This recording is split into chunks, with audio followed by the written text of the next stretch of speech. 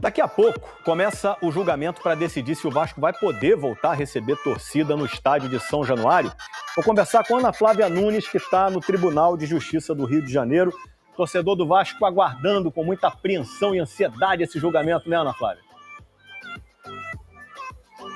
Isso mesmo, Escobar. Boa tarde para você, para todo mundo. Dia muito importante para o Vasco, já que a Justiça, daqui a pouco, a partir de 1h30 da tarde, vai começar a decidir, então, se o clube vai poder reabrir São Januário para a torcida. O estádio está interditado desde o fim de junho, quando a derrota do Vasco para o Goiás terminou com um confronto entre policiais e torcedores. Tudo indica que deve ser discutido nesse julgamento aqui de hoje um acordo entre o Vasco e o Ministério Público, em que o Vasco se comprometeria a adotar medidas de segurança, assinando um TAC, um termo de ajustamento de conduta, e uma dessas medidas seria a instalação de catracas eletrônicas com biometria para ajudar a identificar possíveis torcedores infratores. Vale reforçar que esse é um sistema que não existe em nenhum estádio do Rio de Janeiro. A gente vai ver agora na reportagem do Fábio Jupa como foram esses 2 meses do Vasco tentando autorização na Justiça para voltar a jogar em casa e com público. Era a 11ª rodada do Brasileirão. Em campo, derrota do Vasco para o Goiás. Fora, vandalismo, confronto entre torcedores e a polícia. E Vasco punido. A Justiça Desportiva determinou portões fechados em São Januário por 4 jogos.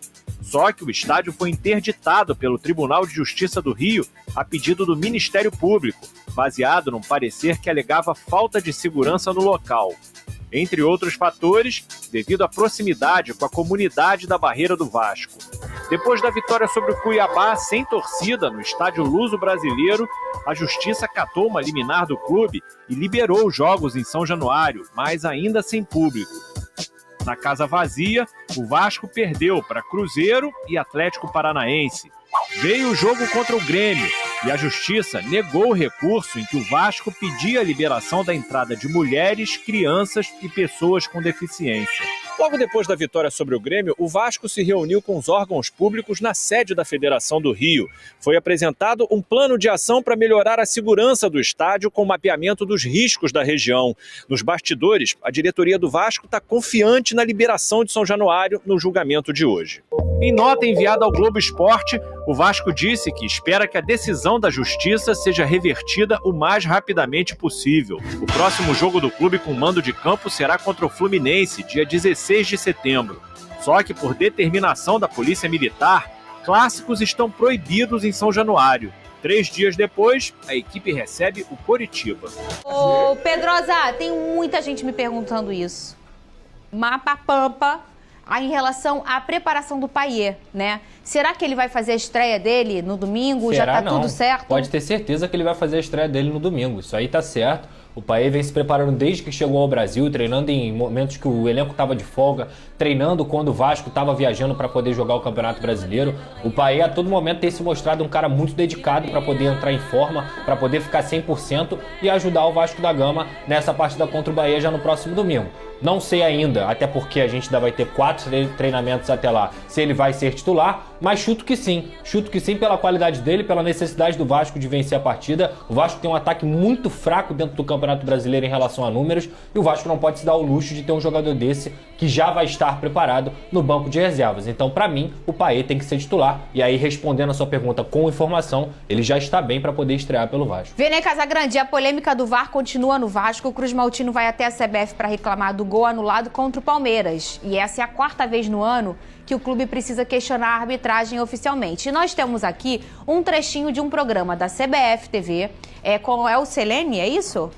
É o CNM fazendo análise, o Bassol e o Bozano fazendo análise desse lance do Vasco. A gente pode soltar um trechinho, Big Boys? Vamos escutar. Em relação ao bloco de defensores, teve para matar a bola no peito num primeiro domínio, ajeitá-la com o joelho num segundo domínio, e sem a possibilidade de um combate. Exato. E aí, na hora que ele chuta, ele está livre para chutar. Ou seja, tudo em função de um primeiro impedimento. Não, e em função de um segundo, em um terceiro momento, sim, onde um defensor chuta a bola, né? E apesar dele chutar a bola, né, Péricles, controlado, ela não vai para um companheiro, como diz o protocolo que tem que ir. Isso. Ele tem que rechaçar né? Ir para um companheiro, para esse companheiro ter a condição de jogar. Sair jogando. E criar uma nova fase de ataque para esse time. Aqui nós não criamos, o time de verde não criou uma nova fase de ataque para ele. Ele só rechaçou a bola de um perigo que estava iminente para ele ali, que é a fase de ataque da equipe de branco. Então a gente tem aqui a caracterização da manutenção da fase de ataque por parte da equipe branca, sim. Ok. Ia dizer assim, Seneme, tem outras situações. Acabou? Acabou, Big Boys? Isso é um absurdo, Venê, cara. deixa eu falar. Isso aí é pior do que a arbitragem que errou, você sabe por quê? Porque eles tiveram 2 dias para analisar o lance, eles estão calmos no ar-condicionado, sem nenhuma pressão, nada. Aí eles vão lá e vão defender isso. Isso aí virou absurdo, gente. Falou. Isso aí é um tapa na cara dos torcedores, pô. E assim, eu vejo muitos rivais brincando, o Vasco, chora Vasco. Mas o torcedor do Flamengo, o torcedor do Fluminense, o torcedor do Botafogo, na próxima rodada pode acontecer com você. Um campeonato brasileiro, a Copa do Brasil, pode ser decidido num erro de arbitragem. Isso aí é lamentável, gente. Não, a próxima rodada pode acontecer com o próprio Palmeiras, que tanto reclama do sistema, né? Engraçado que o sistema funcionou dessa vez, né? Tava equalizada a linha. Não, segundo o Abel Ferreira, eles tiveram sorte que estava impedido, entendeu?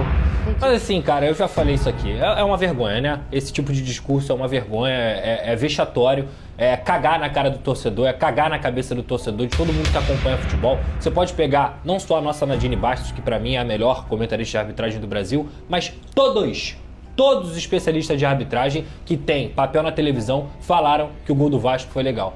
Aí é claro, obviamente, o CNM, junto com o Péricles Bassols, que foi outro que já prejudicou bastante o Vasco da Gama quando ele apitava, acabam falando que o gol não foi anulado de forma irregular, né? Não só foi anulado de forma irregular, como já falei aqui, foi uma das maiores vergonhas e atuações absurdas da história do VAR dentro do futebol brasileiro. E vocês estão chancelando isso. É por isso que eu volto a repetir. CBF, vocês são incompetentes, vergonhosos e, além de tudo, continuam mal intencionados para defender as besteiras que vocês fazem. É isso que vocês são. E quando vocês dão esse discurso aí, vocês cagam na cabeça do torcedor. E vou além. Eu, Fernando, já falei aqui nesse programa, sou contra discurso de perseguição. O problema é, como é que você explica pro torcedor, depois que o cara fala isso, que não tem perseguição? Quando tem 1, 2, 3, 4, 5 erros. Você é botafoguense, já se sentiu lesada várias vezes. O primeiro erro da história do VAR foi contra o Botafogo. Várias e várias vezes.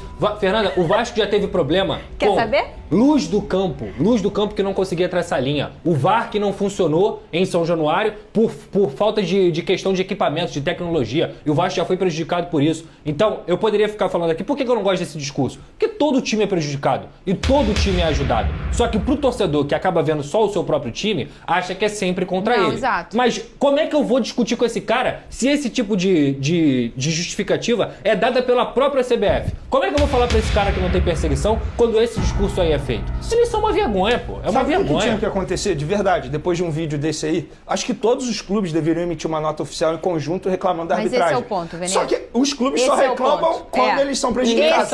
O próprio Palmeiras. O Abel Ferreira teve a chance de sair por cima, sair grandão e falar assim...